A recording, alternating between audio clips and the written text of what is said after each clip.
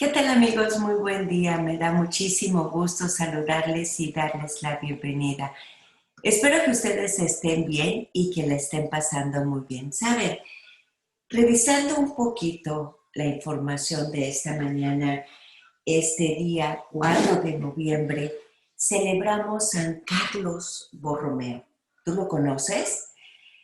Bueno, es alguien muy distinguido, pero entre otras cosas, y la razón por la que quiero compartir un poquito de él, es que él vivió una de las plagas en Milán, si no mal recuerdo, pero ahorita vamos a hablar de eso.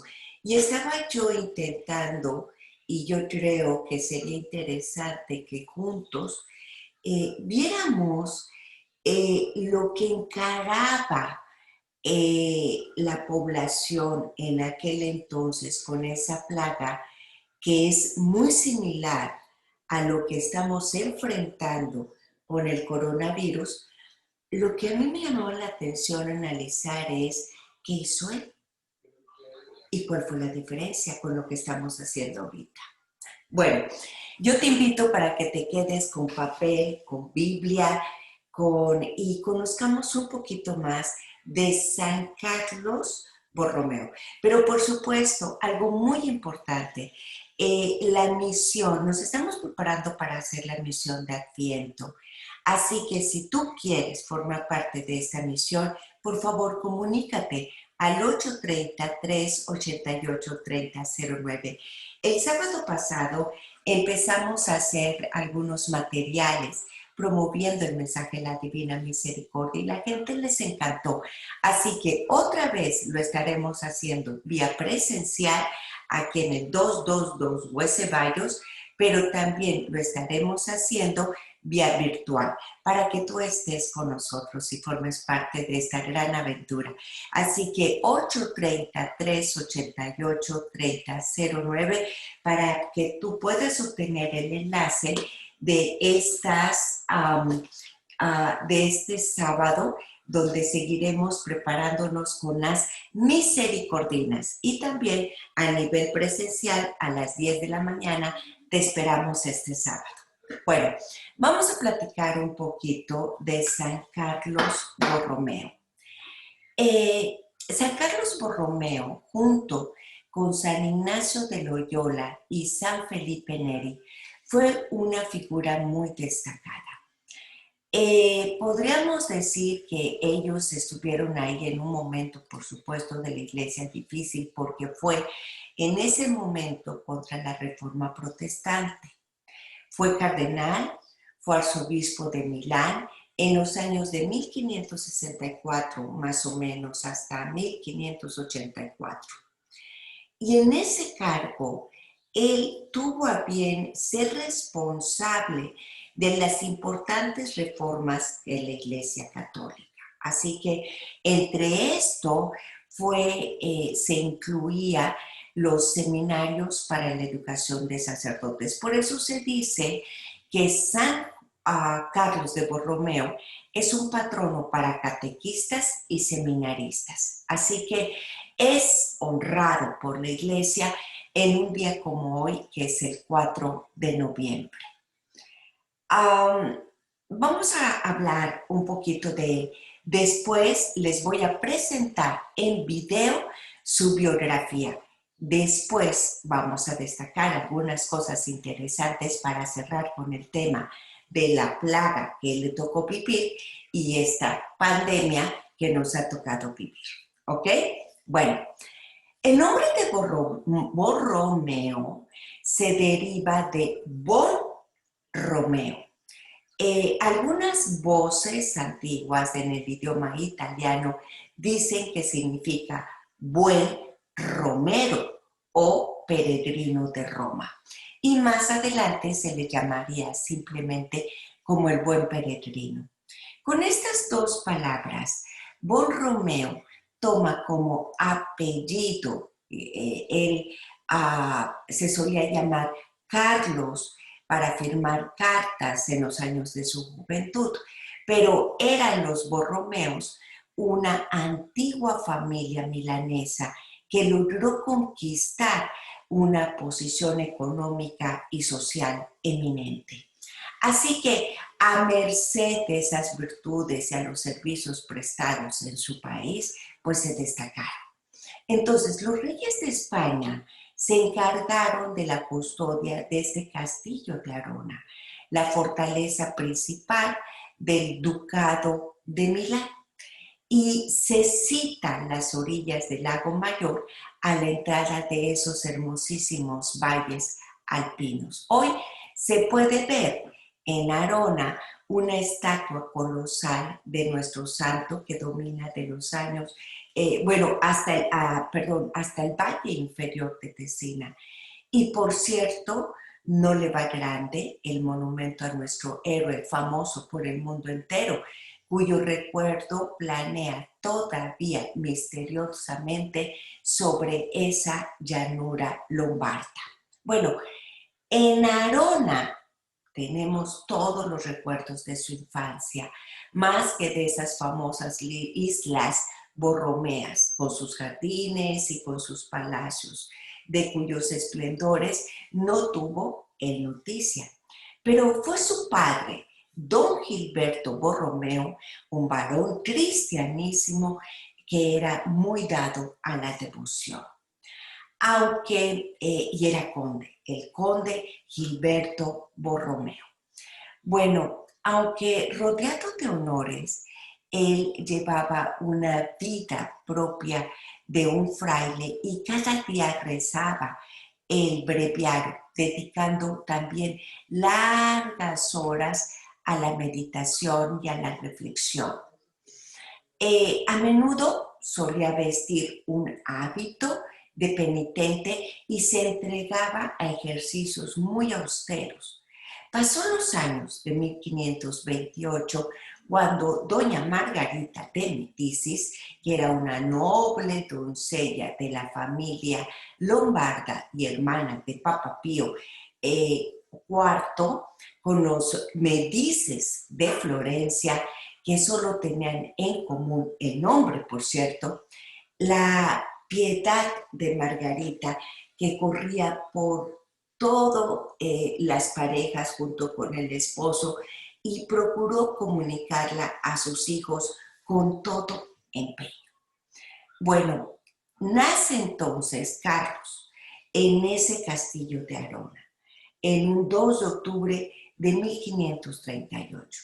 Antes de él habían nacido sus hermanos Federico e Isabel, y las actas del proceso de canonización traen ese relato de la tradición local, según la cual se dice que la noche de su nacimiento se iluminó los alrededores del castillo de un aroma muy lucidísimo, resplandor y admirable claridad, semejante a un arco iris. Y por cierto que aquella misma hora aparecía en el firmamento de la iglesia un astro de primera magnitud cuyas luces irradiaban al mundo entero. Todo esto estaba pasando, en el nacimiento del santo del día de hoy. Bueno, él pasó los años de su niñez en Arona, más que en las Islas Borromianas, y al lado también de sus padres muy virtuosos. Y los biógrafos nos lo representan como un niño muy tranquilo, como un niño muy formal, con su más grande pasatiempo que era la de construir capillitas. Siendo de más edad, por ahí dice un antiguo biógrafo, que huía de los juegos y entretenimientos para solo dedicarse a poner altares y adornarlos, cantar alabanzas a Dios y cosas semejantes que por supuesto, de alguna manera eso ya empezaba a dar signos de su vocación. Desde muy temprana edad, Carlos Borromeo empezó a dar muestras entonces de esa vocación eclesiástica, con un gran contento y agrado de sus virtuosos padres. Pero siguiendo la costumbre de sus tiempos, pasaba a ser el heredero de todos los bienes y dignidades del conde Gilberto. Y además, esto sería el primogénito Federico. Así que tenía que consagrarse a Dios en el estado eclesiástico y optó este último partido siendo muy joven. Solo tenía 8 años cuando un 13 de octubre de 1545 él recibiría la tonsura de Milán en la iglesia de San Juan. Y con esta ceremonia ya era casi un clérigo y tenía derecho a percibir las rentas de los beneficios eclesiásticos que podían conferírseles. Sin embargo, a esa edad, él no quiso nada. Hasta pasados 5 años, cuando su tío paterno, Julio César Borromeo, le cedió la abadía de los santos Gratinianos y Felino, que estaba situada en la villa de Arona. Por fin llegó el tiempo en el que la iglesia prohibió, fíjate nada más, prohibió la colación de esos beneficios eclesiásticos a los niños. Pues imagínate, a los 8 años estarlos recibiendo.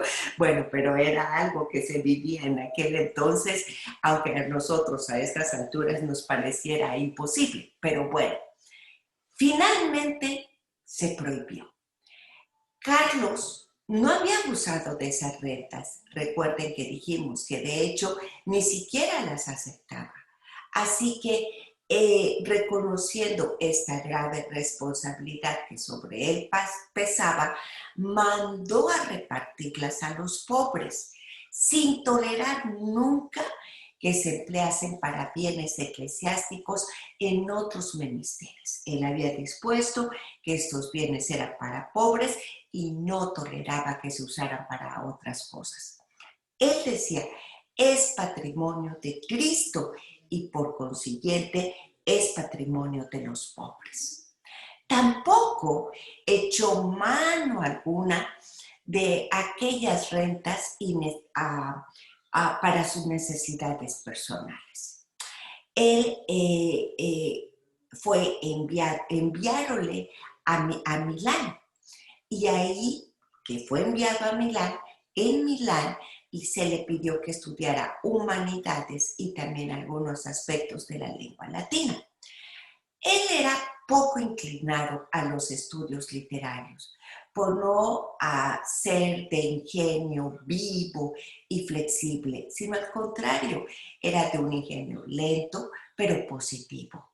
Pero a merced de sus esfuerzos constantes, logró vencer todas las dificultades de tal manera que a sus 14 años ya pudo cursar Derecho en la Universidad de Pavia, donde a la sazón enseñaba el famoso Francisco Alciato. O sea, estamos hablando a nuestras alturas y desde el punto de vista del día de hoy, casi en un niño prodigio. Imagínate, a los 8 años, él casi se convierte en un clérigo, recibe los bienes eclesiales y cuando se prohíbe, él decide distribuirlo a los pobres porque decía le pertenecían a Cristo, pero a pesar que no era ingenioso para el estudio, él, sin embargo, a los 14 años pudo entrar a estudiar Derecho en una universidad.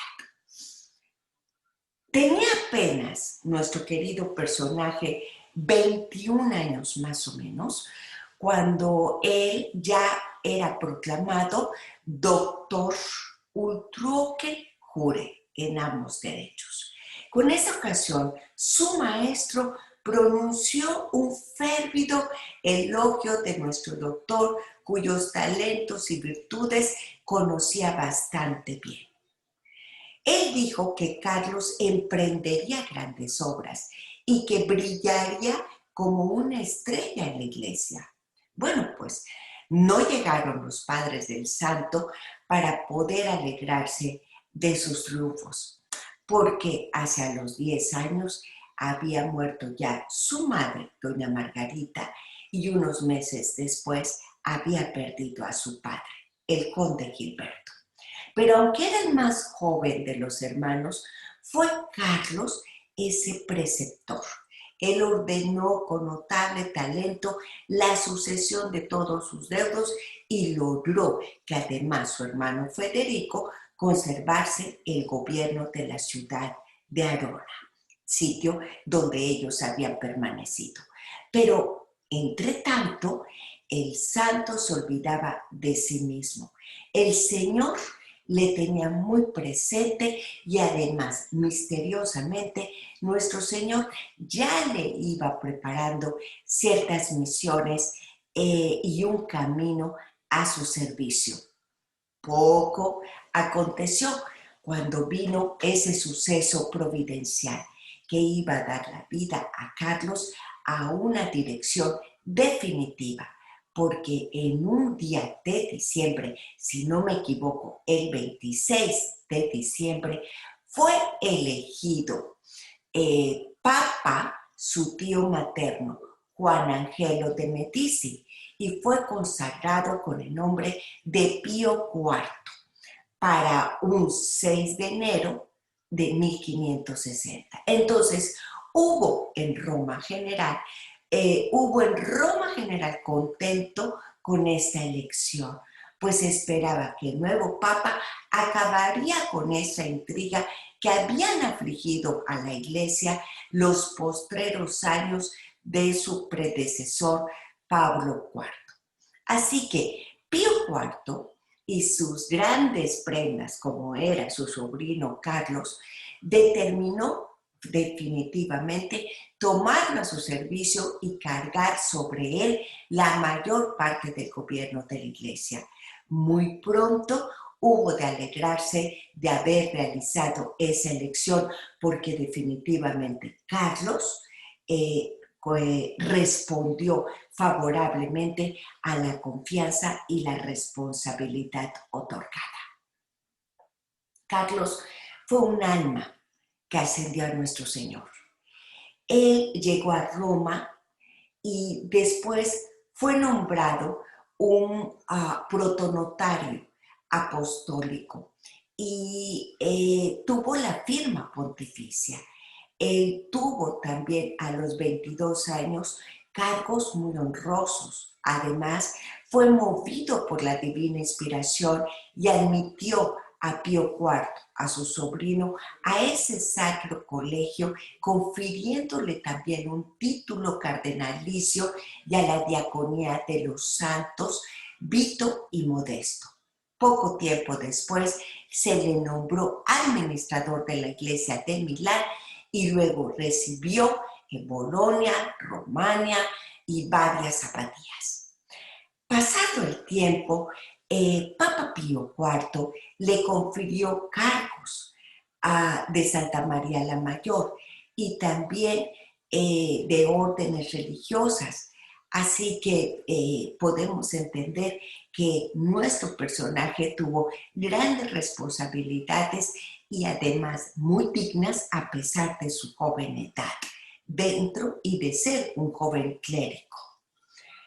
Eso no dejaba de admirar a todos los contemporáneos del santo, por lo que se refiere a Carlos Borromeo, particularmente él se llegó a, dijéramos, a señalar cierto nepotismo por parte de su tío Papa IV, que fue provechosísimo para la iglesia, pero obviamente para los contemporáneos, este papa estaba siendo responsable a un familiar suyo de los grandes cargos y grandes responsabilidades dentro de la iglesia. Es interesante también mencionar que dentro de todo esto, él también recibía riquezas de su familia, pero trabajó con todo empeño para colocar y casar honrosamente a sus hermanos. No llevaba ya un año en Roma cuando casó a su hermano Federico, el mayor, con Virginia de Rovere, la hija de un duque. Y todas las esperanzas de la familia Borromeo estaban puestas en Federico.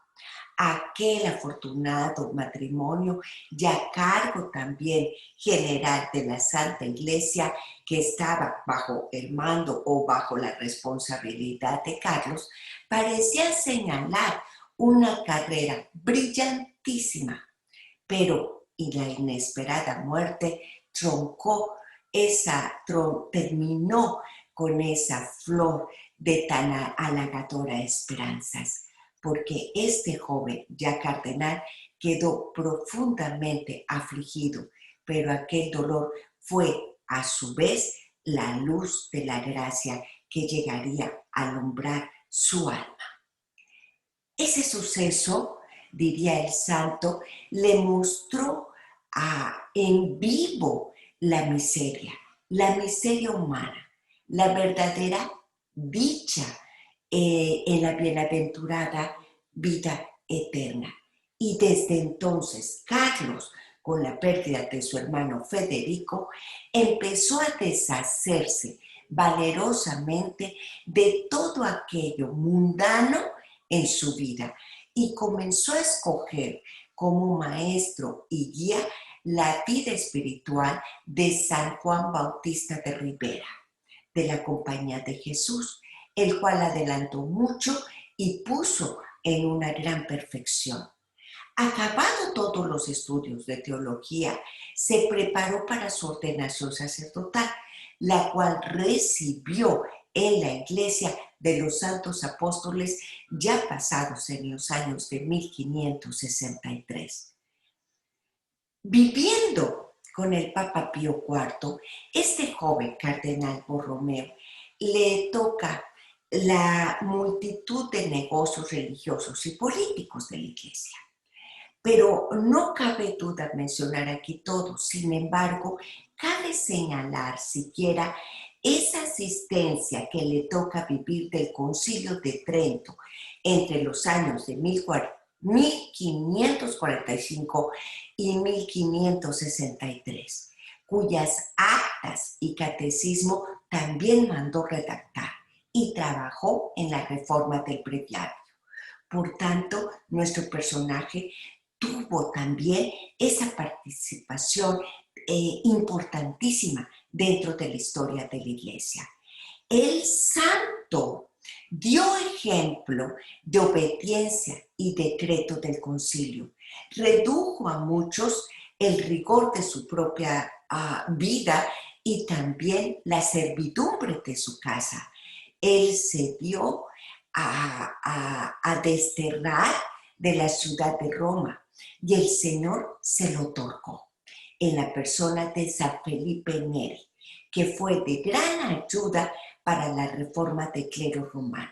Ambos santos rivalizaron de celo para arrebatarle las almas a demonio. Y eso precisamente es lo que quería expresar San Felipe cuando le gritaba a Carlos, ladrón, ladrón, porque ambos se peleaban por arrebatar las almas que el demonio quería quedarse con ellas y entonces se llenaban de celo para regresárselas a Cristo, a nuestro Señor. Otro aspecto importantísimo fue la reforma de la música decretada por el concilio, que dio aquí un episodio digno de anotar, porque en aquel entonces se encontraba el músico Juan Pierluigi de Palestrina, maestro de la Capilla Santa María la Mayor. Pero de haber seguido al pie de la letra los decretos del concilio, se hubiese excluido esa polifonía de la música sacra. Como Pío IV, que era también músico, no se hallaba dispuesto a la supresión tan radical, buscó entonces la solución. Así que le dio 3 misas a este cantante de Palestrina ante una comisión cardenalicia que despertaron un vivísimo interés particularmente en la tercera, llamada Misa del Papa Marcelo. Y así apareció esta obra magistral. Sus armonías sencillas y profundamente religiosas aún conmueven a los fieles de este día, como conmovieron a Pío IV y los cardenales romanos de aquel entonces. Así que vemos grandes cambios durante la iglesia de ese tiempo, todos vividos también, no solo bajo el pontificado de Papa Pío IV, sino también en la vida de nuestro santo del día de hoy, Carlos Borromeo. Yo creo que te he dado mucha información, pero déjame entonces pedirte que te sumes, porque vamos a ver un video breve sobre la autobiografía de Carlos Borromeo que yo espero que disfrutes. Entonces, quédate conmigo, entra a nuestra página de Facebook y acompáñame a disfrutar la vida de Carlos Borromeo. Así que en unos minutos más, disfruta este video que te estoy colocando de la vida de Carlos Borromeo.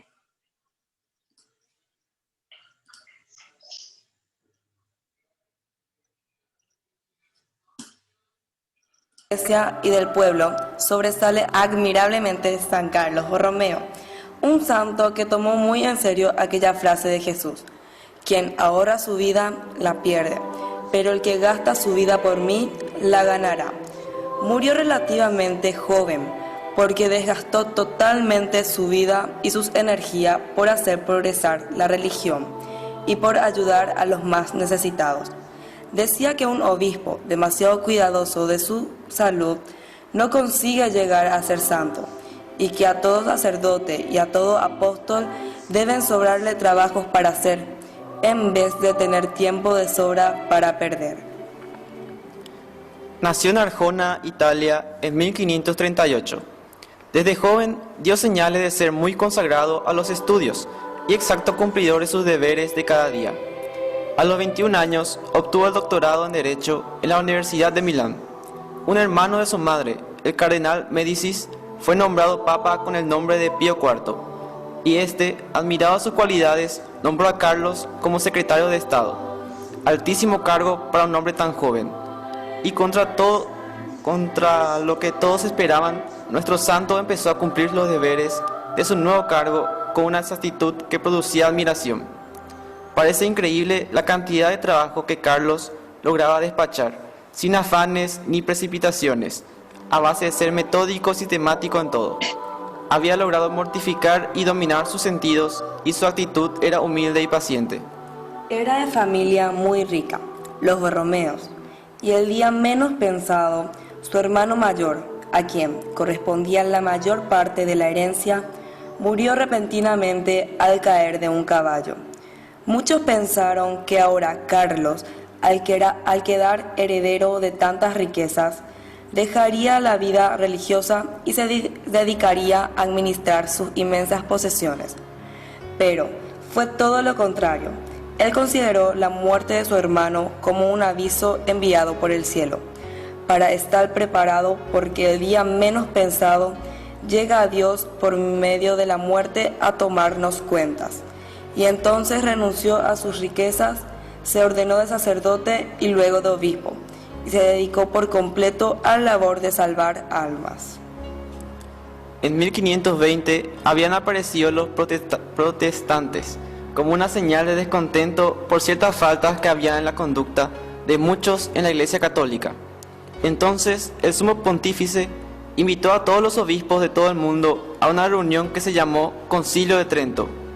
Esta reunión se había suspendido y era necesario iniciarla otra vez para que reformara a la Iglesia Católica y le diera leyes que la mantuvieran fiel y fervorosa.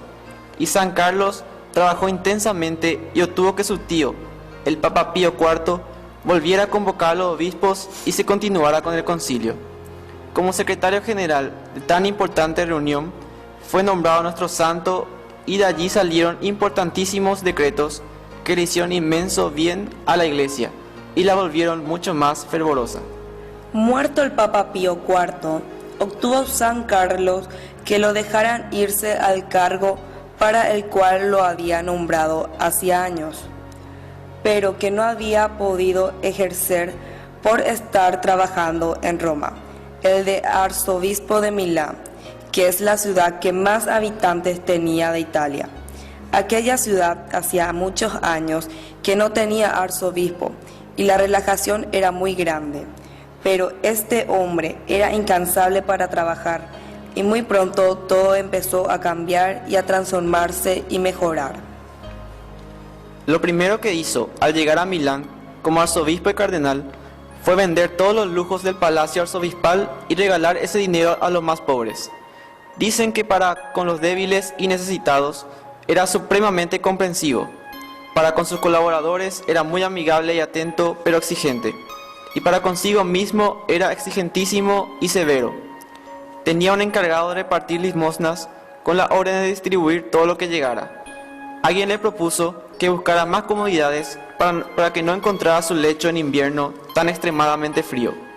Él le respondió: lo mejor para no darse cuenta en invierno de que el lecho está exageradamente frío es ir al descanso tan rendido de tanto trabajar que no nos demos cuenta ni siquiera que las sábanas están demasiado frías. Un obispo lo encontró estudiando en pleno invierno con una sotana delgadita y le dijo: así se puede morir de frío. Y él le contestó: es la única que tengo y me sirve para verano y para invierno. Pero para los pobres sí repartía con una generosidad inmensa.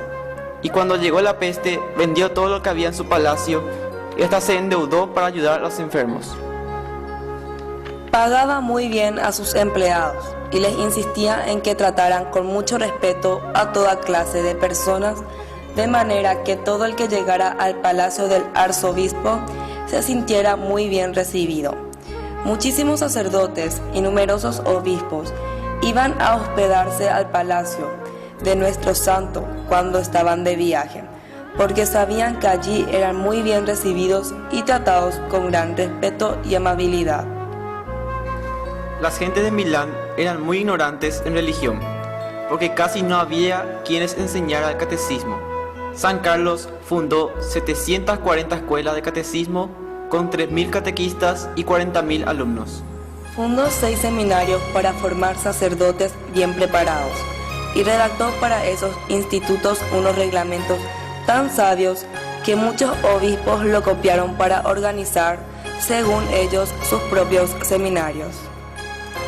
Se dedicó a visitar todas y cada una de las muchísimas parroquias que tenía su arzobispado, aún las más lejanas y abandonadas y por caminos peligrosos. En cada parroquia daba clase de catecismo y corregía los errores y abusos que existían. Si algún sacerdote no se estaba comportando de la manera debida, lo destituía y nombraba a uno que tuviera muy buena conducta. Por sus sacerdotes estaba resuelto a hacer todos los sacrificios posibles. En cierta ocasión, en que cuidaba mucho a un sacerdote enfermo, algunos comentaban que él era exagerado en atender a su clero, y respondió: lo que critican lo hacen porque no saben lo mucho que vale un sacerdote. Quiso acabar con una asociación que se llamaba Los Humillados, que con el pretexto de dedicarse a vida espiritual se aprovechaban de las limosnas y se dedicaban a una vida escandalosa. Estos, en venganza, mandaron a un sicario para que asesinara al santo. Estando San Carlos rezando una noche junto al altar, el asesino disparó contra él, pero la bala le pasó por debajo del brazo y no le hizo daño. En acción de gracias por haberse librado de semejante peligro, el buen arzobispo se fue por unas semanas a un convento de cartujos a rezar y a meditar y a hacer penitencia, y la asociación de los humillados se acabó. Cuando tenía apenas 46 años, sintió que sus fuerzas disminuían notablemente y que una intensa fiebre lo invadía. El sumo pontífice Pío V le había recomendado que no ayunara tanto y que no se desmidiera en el trabajo, pero ya era demasiado tarde. De él se podía repetir la frase de aquel sabio: un santo es un hombre devorado. Todos tienen derecho a devorar su tiempo, a devorar sus bienes, a devorar hasta su salud con tal de que él logre salvar las almas y conseguir que Dios sea más amado y mejor obedecido. La noche del 3 al 4 de noviembre de 1584 murió diciendo: "Ya voy, Señor, ya voy". En Milán casi nadie durmió esa noche, ante la tremenda noticia de que su queridísimo cardenal arzobispo estaba agonizando. El secretario del Papa envió un mensaje a los sacerdotes de Milán diciéndoles: "Por el cardenal Borromeo no ofrezcan misas de difuntos, sino misa de acción de gracias a Dios, por haberle concedido tantas gracias y tan grande santidad". En Arona, su pueblo natal, le fue levantada una inmensa estatua que todavía existe. Fue canonizado el 1 de noviembre de 1610 por el Papa Paulo V y sus festividades el 4 de noviembre. Tenga Dios piedad de nuestras ciudades y pueblos, y nos mande sacerdotes, obispos y arzobispos como San Carlos Borromeo, y que este gran santo ruegue cada día por nuestra comunidad. San Carlos, ruega por nosotros.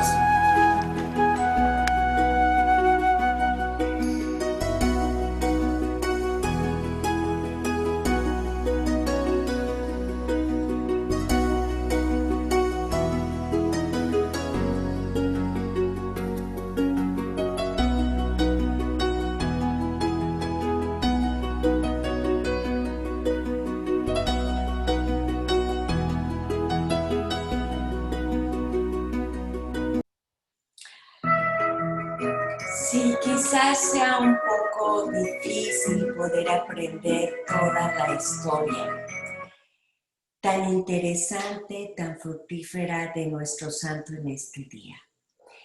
Tú lo viste en los diferentes aspectos involucrado en esa entrega generosa a pesar de sus riquezas dedicada a los pobres, porque él mismo decía le correspondían a Cristo.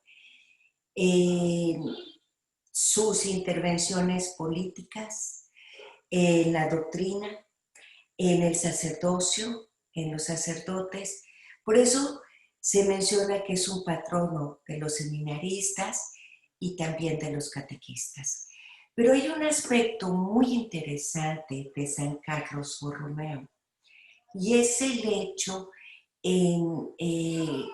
en su vida durante el tiempo de una gran plaga que vivió el mundo, y se trataba de la plaga de la peste negra. Ese virus de la peste negra, que era un virus más fuerte, pudiéramos decir. ¿Cómo lo vivió San Carlos Borromeo? ¿Cómo luchó en ese tiempo? Y nosotros que lo estamos viviendo en este tiempo, ¿cómo lucharíamos? Déjame hacerte algunas observaciones de lo que diferentes autores han dicho que eran las estrategias de lucha ante esta plaga de nuestro santo en esos tiempos. Y quizás de alguna manera nos pueda ayudar e iluminar lo que nosotros debiéramos hacer en nuestro tiempo. Por aquí tengo algunas notas, tengo por otro lado. San Carlos Borromeo logró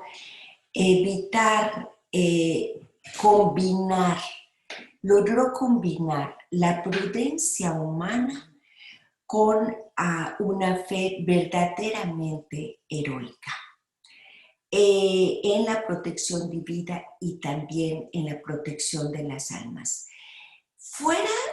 Él no cancelaba misas, sino las multiplicó, pero ordenó que fueran afuera de las parroquias, y también multiplicó las procesiones públicas y también dio una asistencia espiritual a los fieles. El coronavirus no es la primera epidemia que la humanidad tiene y que afecta al mundo entero.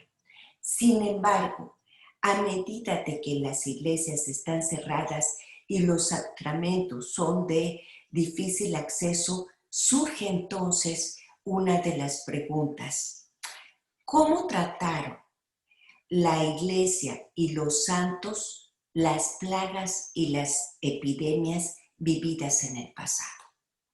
Bueno, San Carlos Borromeo, en medio de la lucha contra la peste negra, supo hacer esa combinación, esa prudencia humana para evitar esas aglomeraciones, pero a la vez sin perder la fe, a la vez sin perder la protección divina y a la vez sin perder el amor por las almas.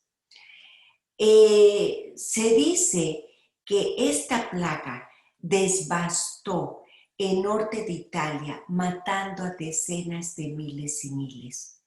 La epidemia se conoció como la peste de San Carlos, debido a esa heroica respuesta que el cardenal arzobispo de Milán, San Carlos de Borromeo, había tenido. Por tanto, él era un ejemplo memorable para nuestros obispos. La plaga estalló en el distrito de norte de Milán, mientras se planificaban las festividades de la llegada del famoso Don Juan de Austria. Pero al escuchar del brote, la mayoría de las autoridades seculares junto con Don Juan, ¿sabes qué hicieron? Huyeron. Entonces, San Carlos Borromeo asistía al funeral de un obispo en las afueras de la ciudad cuando escuchó la noticia, y en vez de quedarse en ese lugar o huir, se fue inmediatamente a la ciudad. Y cuando entró en Milán, muchas personas corrieron llorándole por piedad. Sin descansar de su viaje, San Carlos fue directamente a la catedral, recitó una breve oración y después de pedirle ayuda a Dios, avanzó justamente hacia donde estaba el epicentro de este brote, de esta epidemia, de este virus. Ni siquiera se tomó el tiempo para cambiar, se cuentan sus historiadores, esa ropa polvorienta que él usaba en ese momento. Cuando finalmente se retiró a su palacio episcopal, entonces encontró a algunos funcionarios gubernamentales que estaban ahí esperándole y le pidieron que tomara el mando de la ciudad, ya que sus líderes, incluyendo el gobernador, habían abandonado sus puestos. En otras palabras, la ciudad y todos los habitantes habían sido completamente abandonados. Pero San Carlos diría algo muy hermoso: no abandones cuando la gente más necesita de tu ayuda.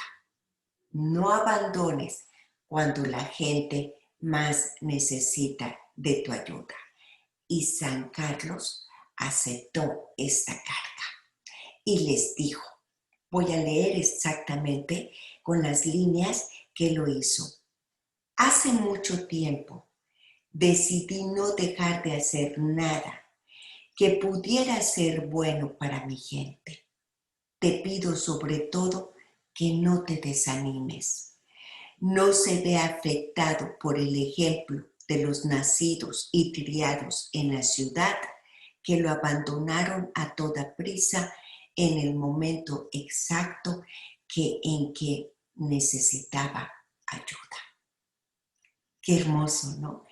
Hace tiempo yo decidí que iba a hacer todo lo que pudiera bueno para mi ciudad, pero te pido sobre todo que no te desanimes y que no se vea afectado el ejemplo de los nacidos y criados en esta ciudad y en el momento en donde más necesitan de tu ayuda.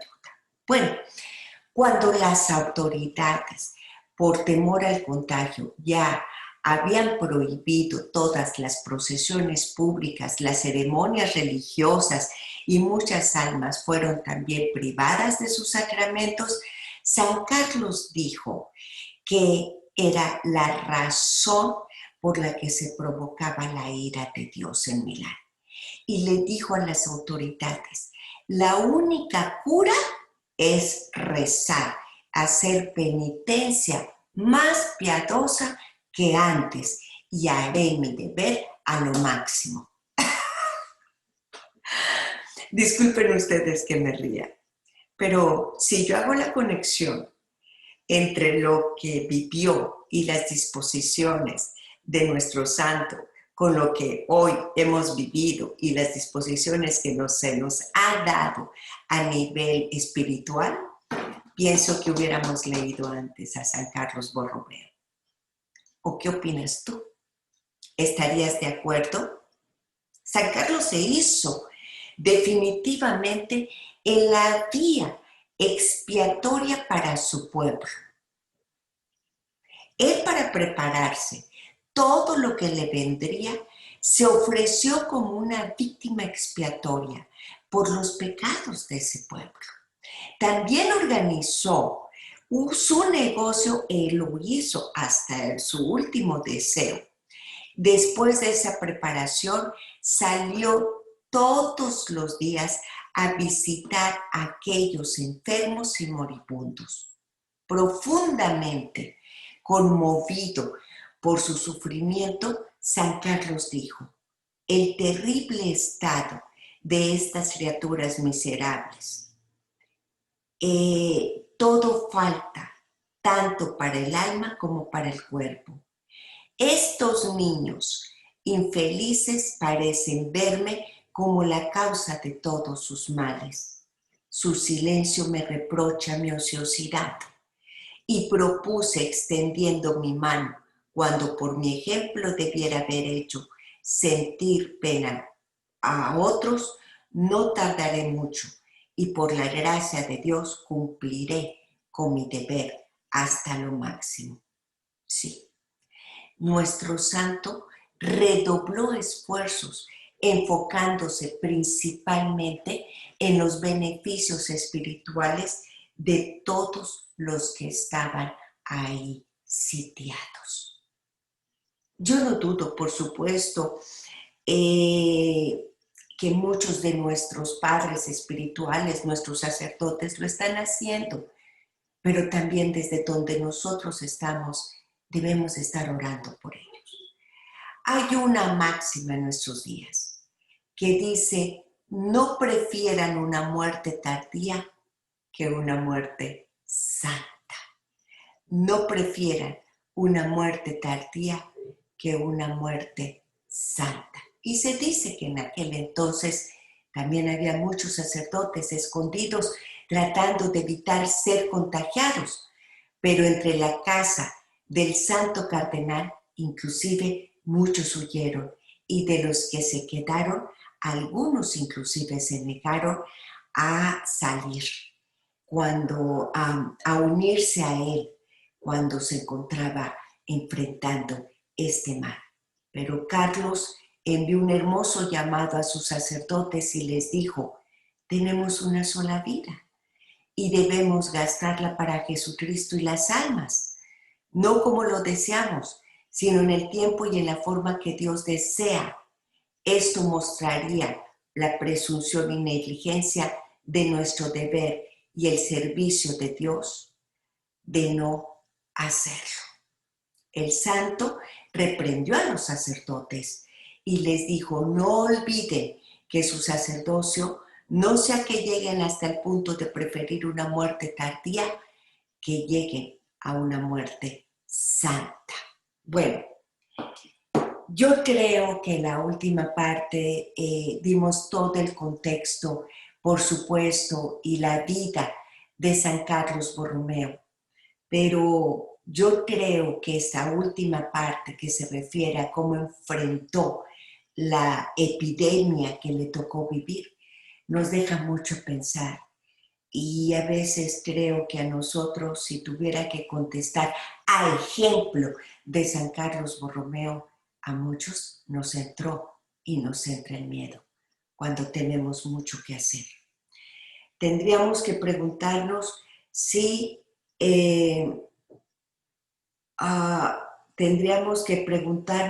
si nosotros estamos prefiriendo la muerte tardía a la muerte santa. San Carlos Borromeo sí puso la prudencia al lado de la fe y les decía, no formen multitudes, pero masas al aire libre. Y desde ahí él estaba ofreciendo misa. Y si tú me permites, voy a ponerte la imagen en unos minutos justo a ejemplo de lo que él estaba haciendo. Hablando justamente, quiero presentarte, para que no digan que lo estoy invitando o que estoy convocando a algo fuera de lo que las autoridades dicen, pero quiero que veas estas imágenes que voy a compartirte particularmente en relación a la plaga. Mira cómo estaba San Carlos Borromeo. Cierto, el coronavirus no era la primera epidemia que afectaba al mundo, como lo dijimos, pero cómo nuestros santos trataron esas plagas y esas epidemias que les tocó vivir. Y un claro ejemplo es San Carlos Borromeo, por el cual se dice que es también patrono para las crisis. Quiero mostrarte esta otra imagen. Todos huyeron, pero él regresó y en las afueras él le daba la comunión a las gentes porque consideraba que era lo más importante que necesitaban, porque sin vida de fe, sin vida de sacramentos, eso pondría la situación más difícil, pero combinó, por supuesto, la prudencia como la fe y la experiencia de fe. Acudió a cada enfermo que se encontraba en el camino. Otra vez, la comunión, si tú lo puedes ver aquí. Y por último, él cuando habla de una muerte tardía, no prefieran, dice, le decía a sus sacerdotes, una muerte tardía a tener una muerte santa. San Carlos emitió pautas prudentes. Los fieles recibieron instrucciones de no reunirse entre la multitud para evitar contacto entre ellos, pero las misas no se cancelaron, sino que solo se celebraron al aire libre si la iglesia estaba demasiado apretada. Ordenó más misas que antes. Las clases de catecismo fueron transferidas a las esquinas. Tenían lugares separados en la iglesia para los afectados por la enfermedad y fuentes separadas de agua bendita para ellos. Su consejo para el clero y los magistrados fue considerar la plaga del alma más que el contagio del cuerpo, que por muchas razones es más dañino. A mí me pareció que esto era muy importante para lo que estamos viviendo el día de hoy.